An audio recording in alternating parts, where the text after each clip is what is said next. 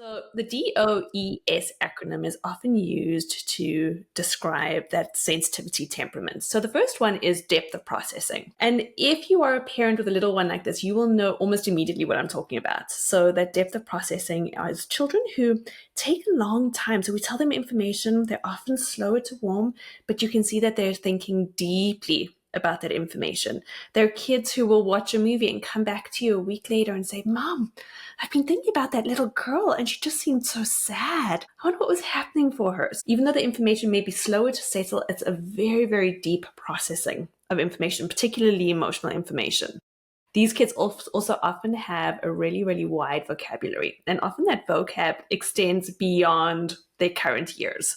So that's the depth of processing. The next one is overstimulation. Again, if you have one of these kiddos, you will know it because they're taking in so much from their world. The emotions of others, what's happening physically in the world, the colors, the smells, the textures. These kids become overwhelmed easily. And that's often where we'll see one of two things. Either we see kind of those big meltdowns, or these kids close in and they need a lot of time. So for example, even with myself, I often just need time to be quiet. We just had a morning full of meetings ourselves and I had to go and do a stretch at the gym just to be able to be quiet, to be able to come back. So these kids often need time. The E is emotional reactivity and empathy. So again, these kids feel feelings deeply. They will also pick up on things on your face without, Mom, are you okay? Are you a little bit upset? Or what's happening for you? They pick up on things that other kids don't pick up on. And my kiddo is like this. She will pick up straight away. I can pretend that everything's okay. She will know immediately if something is off. So they're really, really great at reading emotions. They also tend to have very big feelings that go both ways. So they often feel very, very sad, but they also feel very, very, very, very high levels of joy. And then our last one is sensitive to subtle stimuli. So again, the tags on clothing, the lines on socks, different textures in their mouths. Again, those subtle shifts in emotional expressions.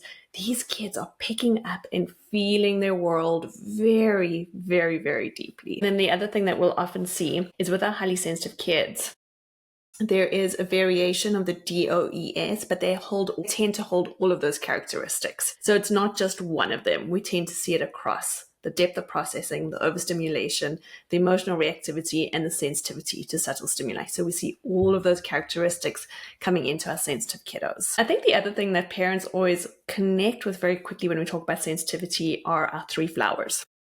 So we have our dandelion kids, and those kids, I often explain it as it's like they're able to grow anywhere. So it doesn't matter what's happening with the sunlight, with the nutrients in the soil, the water, you put them out and those kids are going to thrive. Those are our dandelion kids. I have one dandelion child. Yeah, I've got one, and then one I have not decided if she's HSC or not. She shares half the characteristics of one. And then we have our orchid children. So our orchid children need just the perfect amount of sunlight, just the perfect amount of water, just the perfect amount of nutrients, and then they absolutely flourish. They're exquisite in the right environments. But when something is just a little bit off in any of those areas, we tend to see that they're really impacted. So those are our orchids. So we've got our dandelions and our orchids. In the middle, we have our tulip children. And right now, what the research is showing us is that about 30% of our kids are our orchid kids, 30% are our dandelion kids, and about 40% are our tulip kids. So our tulip kids are our kids, again, they're just in the middle of that spectrum. Chaos increases, when stress increases, when they're not in great environments, those kids can slide more towards being orchids, but they're just in the middle somewhere. Yeah, I think that's my oldest because, like I said, I always think like she has these characteristics that remind me of highly sensitive child, like sound in particular, really, really loud sound. She'll be over, and crowds she cannot stand. But if she puts her headphones on, she's fine. So it's more auditory sensitive. And I think we've had Dana Abraham on a couple of times where she's talked about sensory profiles. Like every child has a unique sensory profile. So certain sensory preferences versus her taking in everything I don't think, but certain things, absolutely. Mm-hmm, mm-hmm. And I think it's also important to note that our kids, sometimes there's confusion too with introversion and sensitivity. So even though introversion can be part of that sensitivity temperament. They're not the same thing. Again, with that high sensitivity, we're looking for that D, the O, the E, and the S. Okay. So when you're parenting Maya versus Una, what is the difference for you as a parent within HSC? I'm in a blended family. So my highly sensitive's primary caregiver is her dad, because I'm stepmom. So her person is my husband, not me. So, a lot of that regulation comes from him. So I don't have the same experience you do as being the primary caregiver to a highly sensitive. So I would love to hear what that looks like the differences, like the subtleties that come with that. Yeah. So we'll talk about meltdowns because I feel like that's the easiest place to see it. So with my HSC kid, with my Orchid kid, I find that when she is very upset, she feels her feelings deeply. Often those feelings for her are pretty loud. They're pretty big because they're just reaching deep down into her soul. And what she needs in those moments from me is not to name her feelings because it's too close. It's too close to those feelings that are so intense for her. So it's not to name her feelings, but to be present in the same room. And because she is so good at picking up on emotional cues, I really have to practice my ability to co-regulate. Because if I start like grimacing or like pulling a face, or if my eyes look angry, she'll say like, "Mom, don't use your angry eyes on me." She picks up on everything. So I have to be very aware that my body and my breath is creating a kind of a safe harbor for her. And she takes a while to calm down. And again, I think it's because with our HSCs, those feelings are such a tidal wave for them. So she takes a while to calm down. But once she's calmed down, she's really reflective. And the research shows us too with our highly sensitive kiddos, they can be really reflective,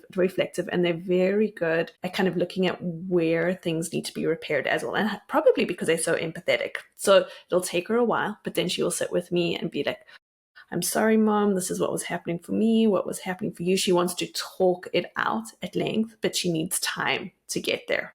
Yeah, I was going to say with my middle, I want to let every parent know that these meltdowns that are very big in the beginning and very long, like my goodness, like the length. I can't believe how long it can go compared to my other two. And loud, very loud.